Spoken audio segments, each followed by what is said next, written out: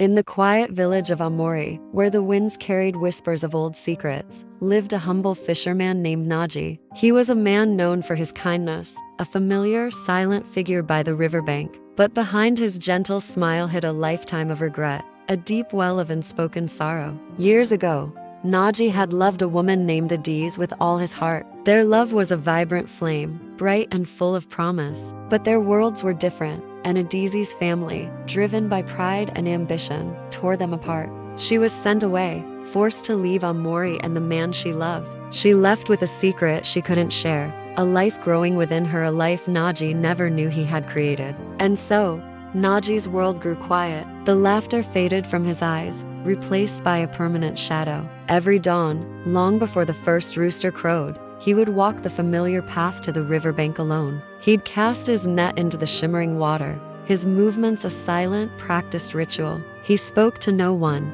his voice lost to the village. The river, the very same one that flowed past the place he'd last seen Adiz, had become his only friend, his silent confidant. He'd whisper his regrets into its currents, his loneliness echoing in the gentle lapping of the waves. The people of Amori watched him from a distance. They saw the fisherman who never smiled, the man who seemed to carry the weight of the world on his shoulders. They didn't know the story of his lost love, the ache that hollowed him out day after day.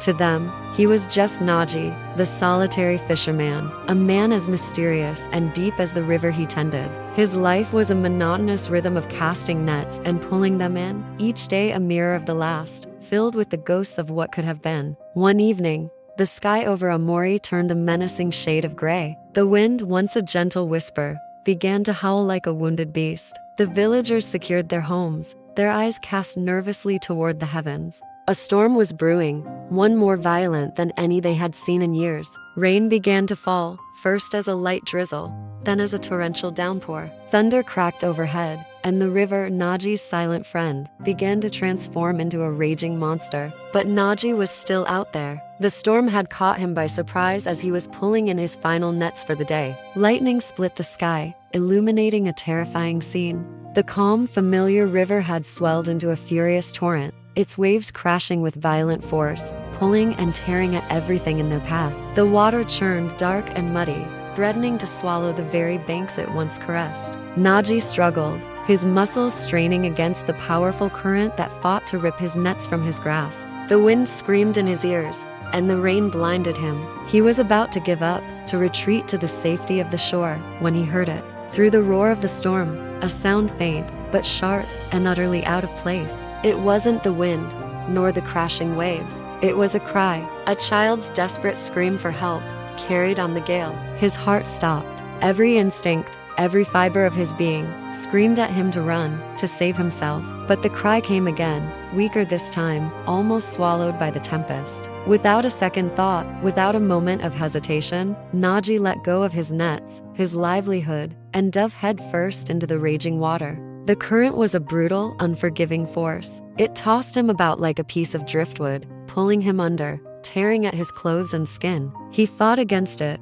his arms and legs burning with effort, his lungs screaming for air. He swam toward the sound, guided by nothing more than a fatherly instinct he didn't even know he possessed. And then he saw him, clinging to a piece of a broken canoe, a small boy, no older than 7, his face pale with terror. He was crying, his small body trembling uncontrollably as the waves threatened to pull him under. Hope surged through Naji. He pushed harder, fighting the river with a strength he didn't know he had. He reached the boy, grabbing him with a firm, steady hand. "I have you," he shouted over the storm. With the child in his arms, the fight back to the shore was even more grueling. The river seemed determined to claim them both, but Naji refused to let go. He fought tooth and nail, wave after wave, until his feet finally found purchase on the muddy bank. He stumbled, collapsing onto the shore, his body screaming with exhaustion. The small boy held tightly against his chest. The boy was soaked, shivering,